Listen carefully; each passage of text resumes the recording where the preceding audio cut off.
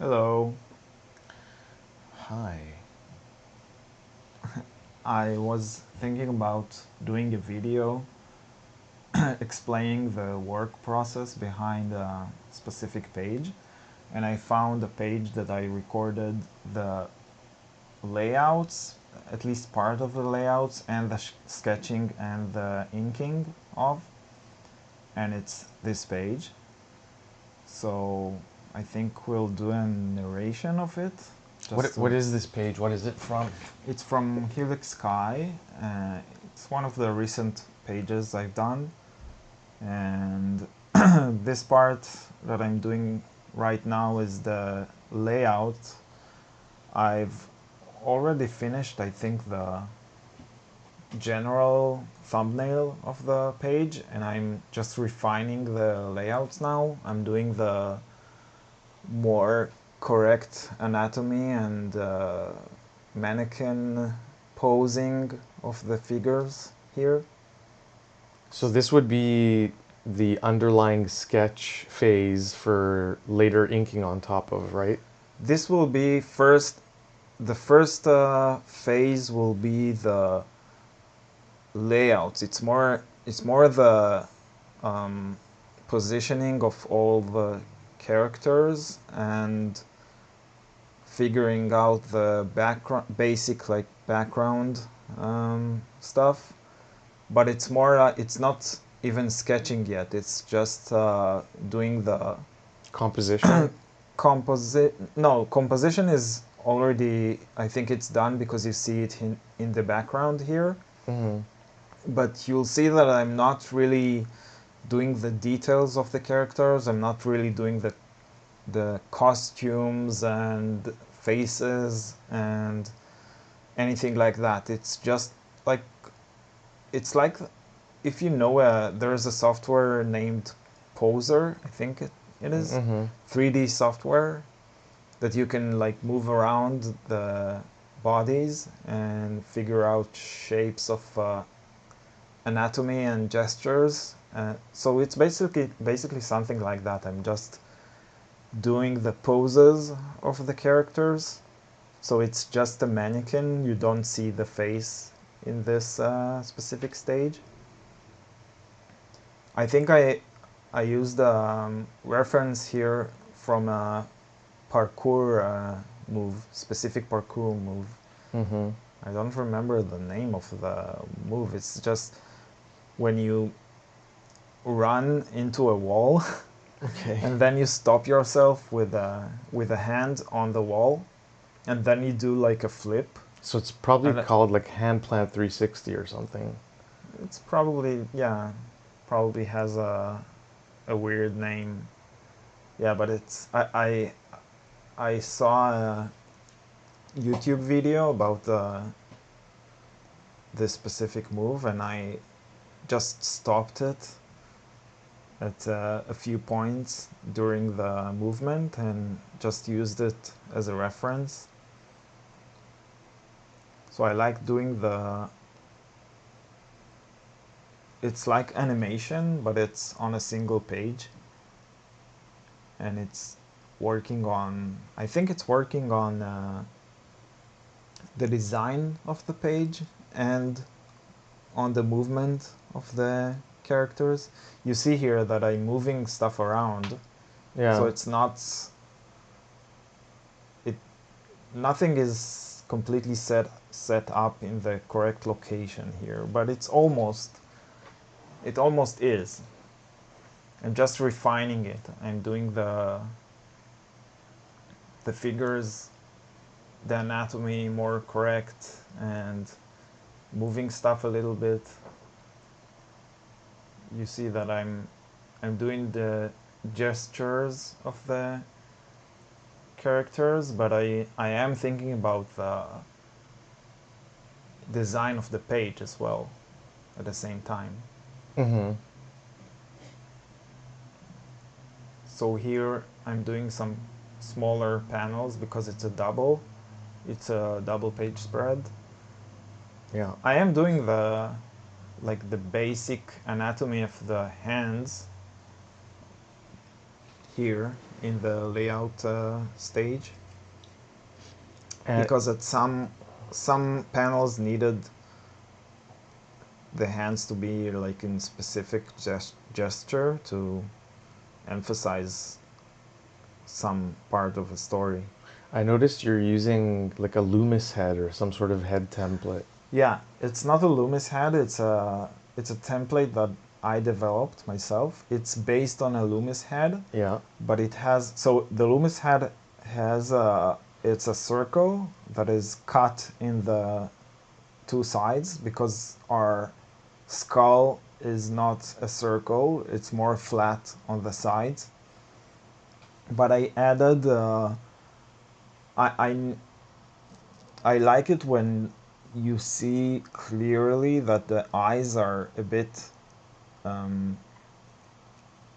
like inside the skull and not on the exterior part of the circle. Yeah.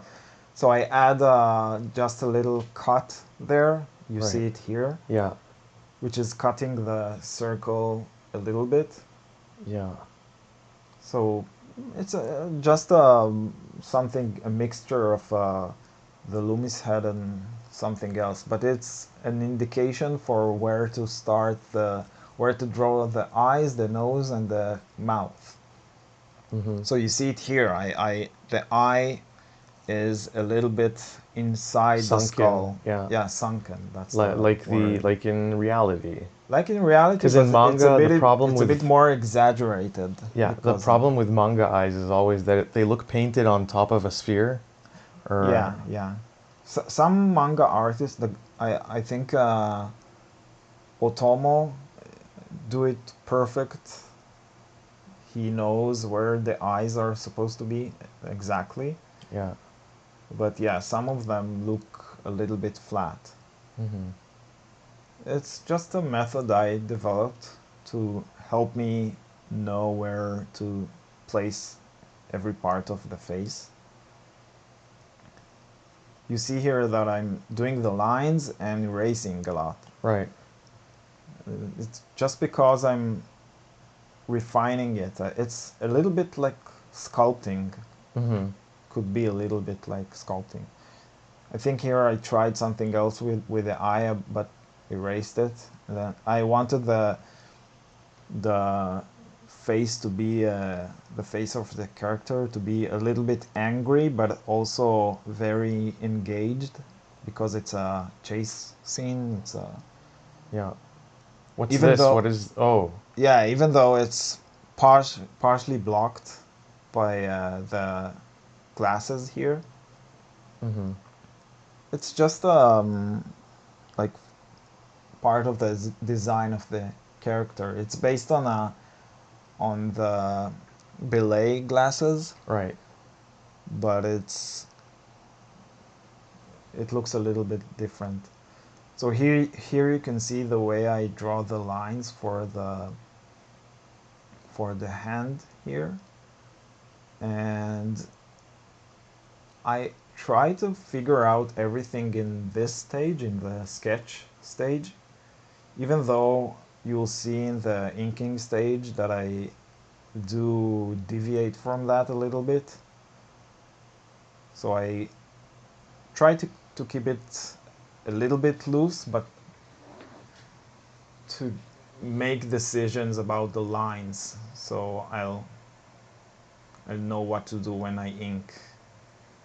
Because the lines are the most important thing in my oh, here I used a reference of an actual ice pick for climbing, and I just pasted it and moved it a little bit to help me figure out the perspective of it. Yeah.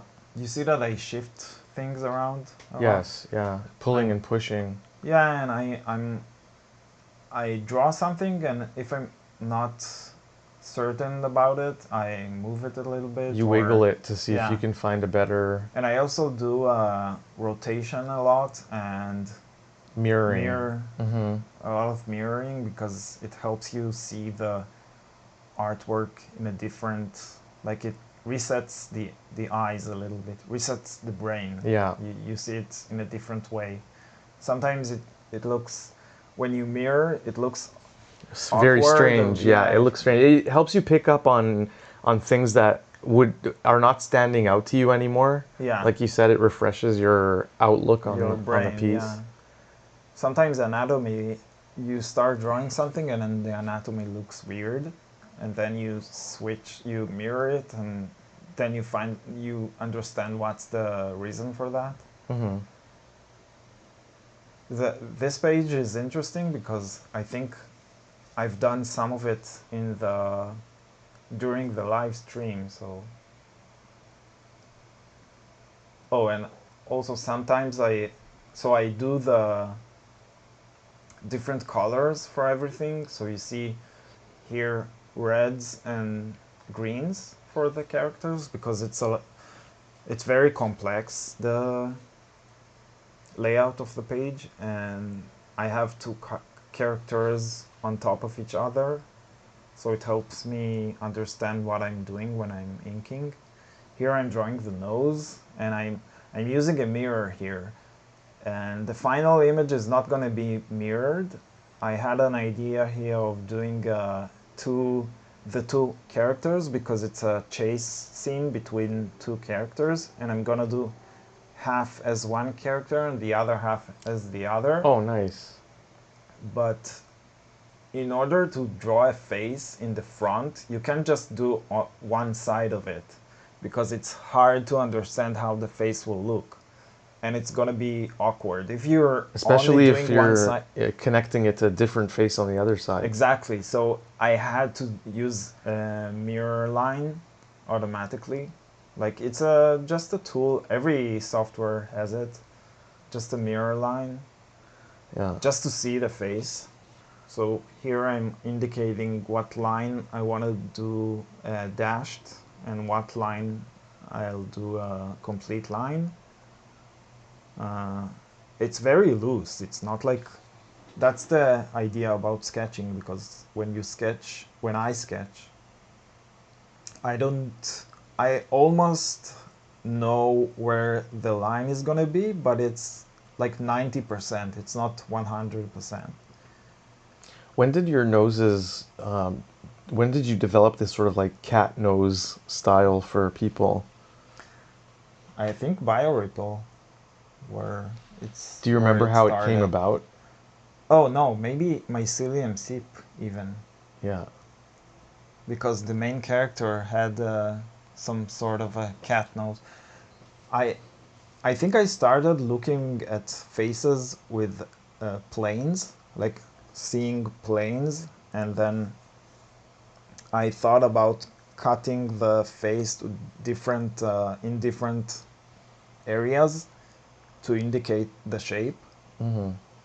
So it started with that. So the bottom part of the nose is cut like in a different, like if you move a line and cut the 3D shape with a surface, it's gonna reveal this specific line underneath the nose.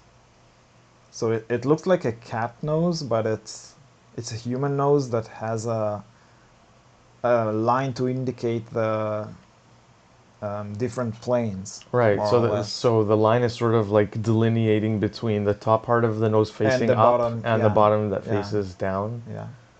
So I uh, made the previous layer hidden Mm-hmm. for the previous character, and now I'm working on the other character. But for this, I need to see the face, the complete face as well. So I just made the other one hidden to work on this second one, and they have a similar shape to the face. Mm-hmm. Like, a lot of people have a similar shape. Like, the skull is almost the same, so I'm using the same layout in the background. But the nose is different, the eyes are different, the brows, the Lips. mouth, yeah, the lips, and the chin is gonna be different. You see that I'm moving. What's the name of this tool? Photoshop has it. I think it's The called... Liquify, maybe? No, not Liquify is a filter. It's a hand tool, right? I don't... Let's see what it's called. So the other character is a female and this one is a male, so it has more straight lines. But are you in Photoshop for this portion? No, no, no. So, but I'm saying just in a general way. Oh, it's called because Smudge Tool, by the way. Smudge. Every software has this tool. It's faster. If I would do it traditionally, I would probably need to erase it and do it again. Or a lot of undos. Like traditionally, you can't undo. No, not traditionally, but if you were just doing digital lines and then undoing digital line, undoing. Yeah, probably. And undo is like erase. If I would do it like with a pencil, I need to erase. But this is faster. You just move stuff around a little bit. And here I'm doing the negative shape thing that I do. And it's funny because I did the left side, even though I didn't use it eventually at the ending because it's half and half. But yeah, to do that I do like I mark the shape with the tool, and then it completes the interior coloring automatically. Now I'm doing the... What do you mean you mark the shape and it completes it? It's like a lasso tool that you do the shape with the lasso, and then when you finish the lasso tool, it automatically fills the entire area with the color. Yeah. So yeah, this is gonna be the one half and the other half. They both have belaying glasses that I designed that are supposed to be when you rotate it. So the left one is just looks like sunglasses. Screen left, yeah. Screen left, and the screen right, it's a triangle that you rotate. In the middle, it has some sort of a hinge, and when you rotate it to the lower part, you can see above you. It's like a periscope. Right. It's like belaying glasses, but you can use them as without or with belay. Right. So here I'm doing the sketching of this parkour move that we talked about before. A lot of people asked about the white over the black, so sometimes I do it like this with just erasing. But this is the sketch stage, so... Yeah, it's the sketch, but it helps when I do the inking. I can see whatever is black and whatever is white, but you'll see here that sometimes I do it differently. Sometimes I just do the sketch like in regular lines, and then I color over it with an opacity, so I can see I need to see the lines and also remember that it's gonna be black at the end. Because I'm trying to help myself in the future to understand the image, and in order for the inking stage to be more focused about inking and not, I don't want to think about anything else besides lines and blacks and stuff and thicknesses of lines. I want to figure out most of it in most of the other stuff like anatomy and everything like that in the sketch phase. Sometimes I draw the heads too big. You see that? Yeah, you sort of like pushed it in pushed it a little bit into to make it smaller. Smaller, or even scale a little bit. So it's because it's very complex here. There's a lot of movement and a lot of characters intertwined with each other, more or less. Yeah. So here I'm gonna probably erase when her braid is blocking the leg of the other character, I'm gonna erase the other one. These So are the it's small. just basically you're discovering where the lines are going to go, the thicknesses of the lines sometimes, No, or thicknesses, I don't think I do thicknesses a little here. bit. It happens though, right? Because you have pressure Um, sensitivity. I have pressure, but I don't really, it's not something important for this part because I know what. So for example here the neck, you see the neck has lines that are thick, and I don't want them to be thick like at the end in the inking phase. I'm not really thinking about thicknesses here. So it's maybe a little bit because I do it automatically, but it's more or less, the thicknesses are more or less the same size here. Here on the hand you can see the other option of the blacks. You see that there's a, like in the hand here. Oh, now I'm doing the backgrounds. So you'll see that in the backgrounds I'm very loose. Mm-hmm. Because just because characters are more, it's something that is more noticeable for people see characters first, and the backgrounds, i I do care about the backgrounds, but they are less Center stage. It's like yeah, not the they main. can be a bit wonky even, and people will not notice that. So you'll see here, I this is the amount of detail I do in the backgrounds. It's more or less setting up the where are the buildings, but no details almost at all. And it's also gonna be this specific page. Oh, and I do have a black filter that you see that sometimes I switch it and you see everything in black and white. Mm-hmm. I just do it sometimes to see how it looks, like how it's gonna look in the inking stage, more or Oh, so less. you black and white the page? Yeah, I do the, I like use the filter like here, for Yeah, example. I yeah. use it just to see. It helps me to choose where I want the blacks to be, like spotting the blacks locations. Yeah. So this is, I think, the live stream.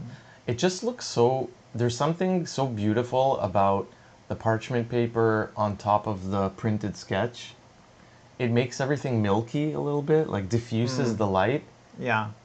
and it blends all the lines together. It looks blurry a little Yeah, bit. it does it because it has texture to it, and it's transparent, so Yeah. So diffuse. I start with the top left part because I'm right-handed.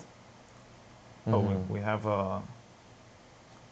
have a zoomed in version here. So yeah, I usually start with the characters and top left to bottom right. And for the smaller characters, I'm using a dip pen with a Tachikawa holder, and the nib is, this specific nib is mapping Maru nib, which is one of the smallest that there is. Really? Yeah, it has a pressure sensitivity, so it's not very flexible, but it is flexible, so you can push hard and make the lines bigger. I think we talked about my covers here, right? Yes. I think we talked about the fact that my covers are very simple, not Yeah, and the color pops and how to yeah. catch the eye. That that yellow on the pink background for the title of the book Yeah. is so, it just attacks the eyeballs in the best way. Mm-hmm. There's no way to not look at it if it's right in front of you. Yeah, I hope in the future there will be a way to print like this, because the print version doesn't look like this. The colors are always more muted in the print version. But there's so many different ways to print. I'm sure that you can find a way that makes it, like if you code it in a certain way, or selective lamination, or Yeah, it's very hard to do like very saturated colors. Mm-hmm. So I think I switch here for a different nib. It's still Tachikawa.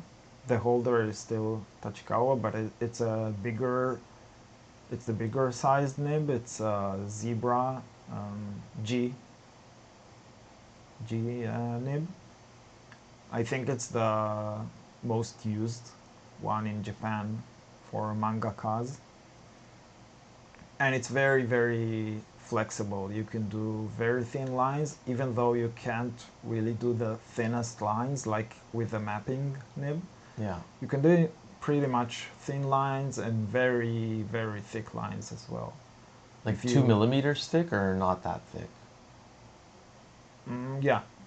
Even that. I think even more than 2 millimeters. When very you thick when you lines. ink pages, how much does confidence play a role in inking? Is it Confidence? very important to be sure of what you're doing, or I don't think so. I think it depends on your style. There's a lot of artists that you meant like confidence in the like movement of your hands and yeah, the whole thing, confidence in what you're doing and the movement of your hand and where you're making your marks? Um, there's a lot of artists that have a very scratchy and loose style. You see that I press hard here for the exterior part of the ear to make the line thicker, and the interior part is thinner. So I think a lot of artists have a very loose style, so they can do lines like 2 lines for each line, or do lines over again and be very loose. So confidence, I don't think it's confidence the right word. You need to develop a style. When you have a style that is very you, then maybe confidence comes with it. I'm not sure if I answered the question. I'll tell you why I asked it, because the other day I was climbing, which also sort of like fits into the theme of Helix Sky. There's a lot of climbing in it. Yeah. And someone asked me what I think their weakest, let's say, the weakest thing in their climbing style is so far, so that they can work on it. And I said confidence, because when you hesitate too much, you start to lose your strength too. And also, you don't really go for the moves all the way. Like you're not all in. You don't commit fully, because you're not sure that what you're doing is the way that'll make the Yeah, move stick. I think it's the same. I think it's very similar in drawing and inking. But I never had the problem of not being confident in drawing, so I can't really speak about that. But I see other like people that are only starting out. Yeah, a lot of them have the that specific problem. They like maybe they think too much and hesitate too much. Yeah. Mm-hmm. But I think, yeah, it's probably very important, but I don't remember ever having that. Even when I was starting out and my artwork wasn't, didn't look good as it looks right now. Yeah. I was confident even back then, so Yeah. confident. It's good to have a certain level of delusion, especially when you're starting Yeah. out at something. I don't know if it's good, but I yeah. think so. I think it's good. It's they say fake it until you make it. Exactly. But yeah, but it's probably is important for everybody. I think this is probably the second day I'm working. I think it's after the stream. Right now I'm doing the exterior lines of the panel borders. And I think, so I'm using a Molotov pen. and I think I forgot to shake it before, and then the ink, if you don't shake it before, the ink might come out a little bit transparent, so I had to go over it again. I like that when that happens though, when tools do give you more variety because for the wrong reasons, like the ink's running out. So I have this like marker that I use, which is a gray marker, and so it has two ends, like a thick end and a thin end on the same marker. And the thick end is still, the paint is still, it's an acrylic marker, so the paint is still coming out relatively profusely, like it's okay, but the thin end is all dried out. I've been using it as a blending end to blend with gray. Like so, dry brush? like dry brushing, yeah, or like to blend the underlaying colors because Yeah. it's not opaque, Yeah. and it's also very dry too. So I can keep on working without it being wet, and also I can still see the underlying layers. Yeah. So that's, yeah, and then you have to keep notes the way that I do, saying that this pen, when it gets dry, No, you don't it have gives to a. do that. Well, Only you do I mean, that. you do. If you do I it, don't you do can that. always refer back to. Or sometimes, I don't know, let's say I'm using a specific type of marker or pencil and the company logo rubs off. By the way, in this part, I'm doing the corners of. I'm using a small brush pen to do the corners of the black parts before I'm doing the blacks, because when I use the bigger tool for blacking out all the blacks, it's hard to get to the corners, so I do the corners first. I'm sorry, what were you saying? Why did you select the brush pen? Is that the easiest way to do the corners? Yeah, it's the fastest way because you can achieve a very small tip, and also do it fast because you can press a little bit more and make more use more black.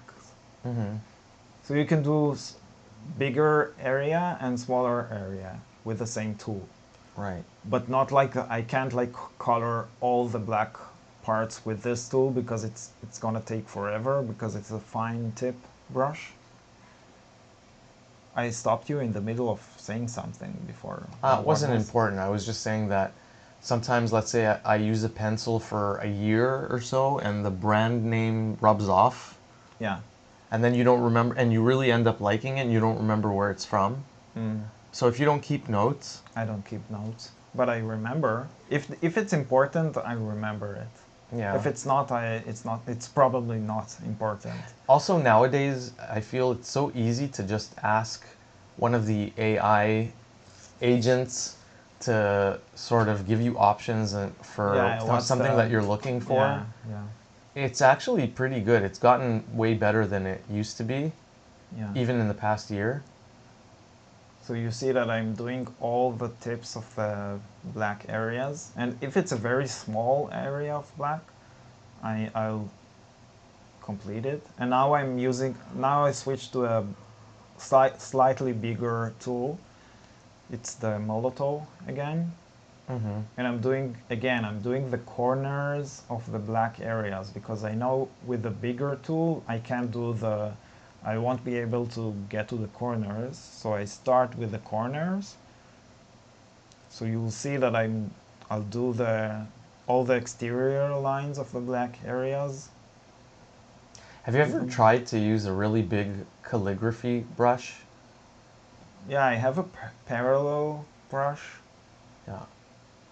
Because I'm thinking this takes so much time. You're going over the whole thing like 3 or 4 times just to block in the corners, No, right? I'm not going over the same things.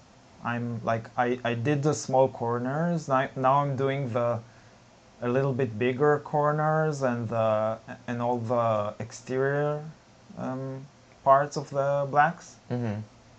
And afterwards, I'm just switching tools. That's what I'm doing. Yeah, that's what I mean. Like you're basically going over the page multiple times. Yeah, because if you use like a tool that is bigger, it's hard to get to the corners. And if you use a tool that is small, you can get to the corners, but it will take forever to do. But isn't that what calligraphy brushes are for?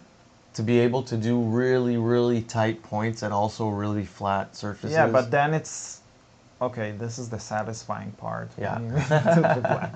But then if you use a like parallel pen, for example, or anything like that, it's a tool that is harder to control. So you need to be more.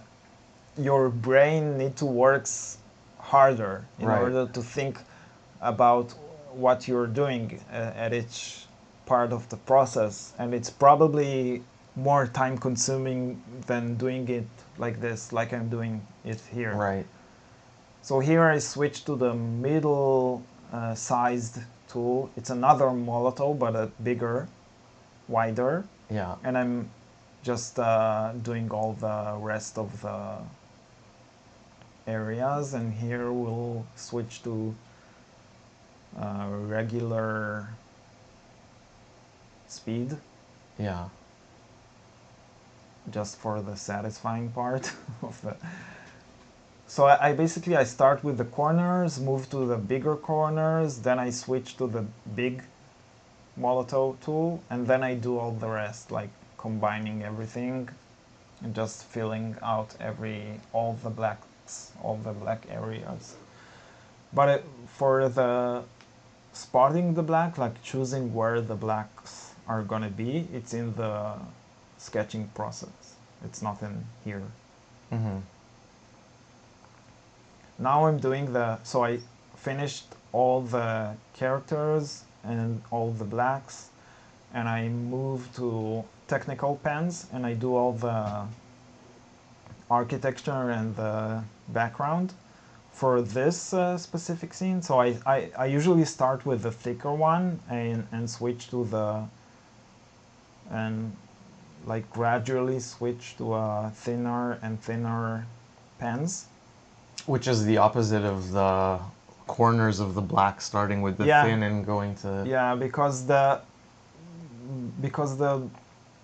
thicker will be the closer objects, and it's easier to do the close objects because they block the further objects, Right. and the closest will be in thicker lines. So I start with them. But this specific scene is there's rain, Yeah. so some of the details I usually do details for instead of using gray tones. So my details are actually portraying like gray tones in the image, but here it's a rainy scene. So instead of details, it's details, but instead of like the details of the architecture, it's the rain. So sometimes in the backgrounds I didn't draw the lines of the architecture. I only drew the lines of the rain that impacts the architecture here. Mm-hmm. I put the two pages together just to do the lines that are crossing between the two, just to Line everything up. yeah, to make sure they're lined up. And this is the rain I'm starting doing. I did do a little bit of details of the architecture, but not like in a similar way that I used to do. Just because there's a lot of rain in this scene, and it's supposed to look as if the air is dense and it blocks just blocks the architecture a little bit. Some of the drops are closer to the camera, and I used thicker lines to indicate them. Mm-hmm. And some are smaller and in the background. And yeah, a lot of so most of the details here are gonna be wet pools of rain and raindrops. How many days altogether do you think this double spread took from? I think it was 15 hours. So from starting out the rough sketch and then composition and underlying sketch, Yeah. printing and inking, it I was think all 15 hours just? Or? I think it was 15 hours because I just edited it. Yeah. So I saw when I put the entire videos together, it's probably a little bit more because there's a layout stage that didn't show here, but the layout stage is very fast. It's probably an hour. Yeah, it's Not more than basically an hour. sketching stick figures. Yeah. So here I switched the light box off and I start doing the tiny details. And I think about how to make some of the buildings pop a little bit more. So if you do a lot of details behind a building and the building itself doesn't have a lot of details, it looks as if it's more to the front.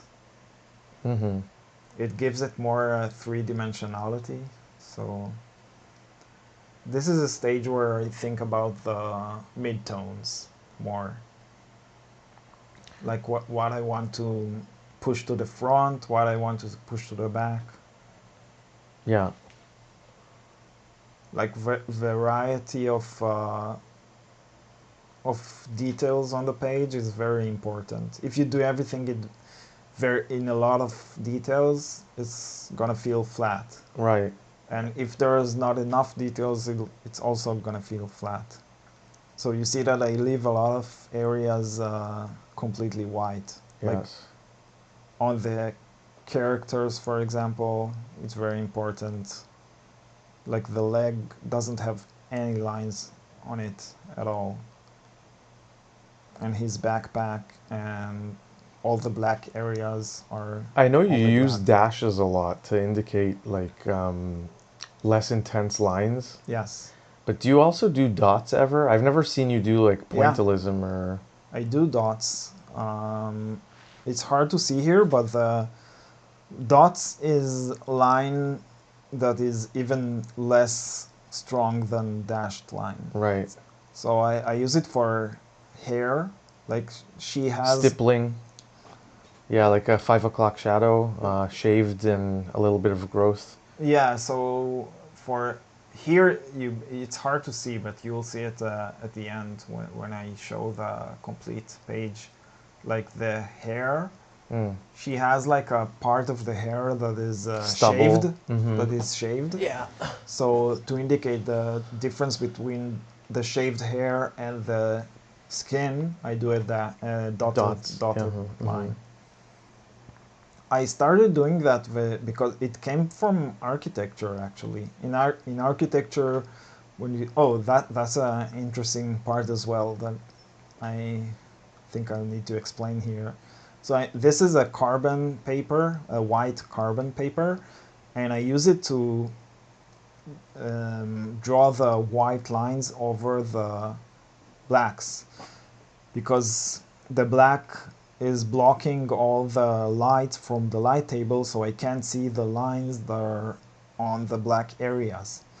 So I use the carbon paper and I put the sketch over the carbon paper, and then I go over with a pencil here. You see it's just a pilot technical pencil.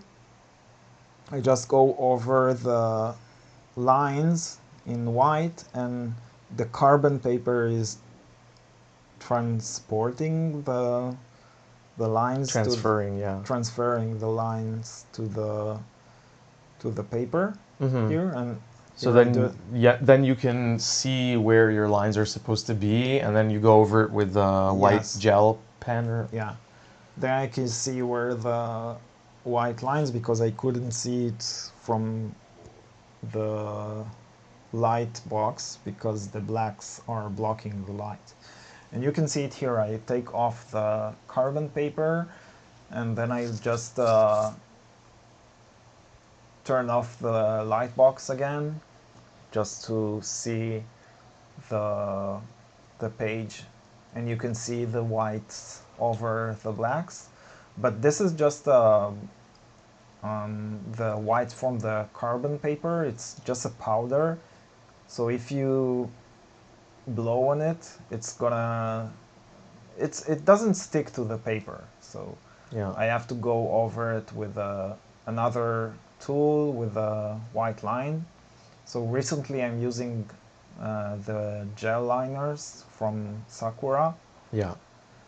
It's the best tool I found for this specific thing that I'm doing, but there are other options. You can use white ink with depends, but it's hard to find an ink that works with whites on blacks. So I'm just using the gel pens, and I'm just going over all the marks from the carbon paper. I started saying something before that and I forgot. I stopped in the middle because I saw the white carbon paper, but here I just I've done the regular pace here of the video just to show the hand that we saw earlier in the sketch phase. This is how I finalize all the lines. So I don't really do exactly the way I don't really draw it like in the same 100% exact way that I did the sketch, but the sketch is somewhat helping me to decide whatever I want the lines to look like. Yeah, the sketch is like a scaffolding. Yeah. It's just a skeleton to help you see what you're Yeah, doing. but if I want to improve something, I do that. Was it a brush that you used on Yeah, the paper? I'm using a brush just to get rid of all the what was left of the carbon paper. Right. So that's the final image, a few zoomed in areas, and here you could see the dotted line on the hair. Yeah. And yeah, that's the lower panels, and I think that is it. I think. Very cool process. Yeah. Thank you, everybody.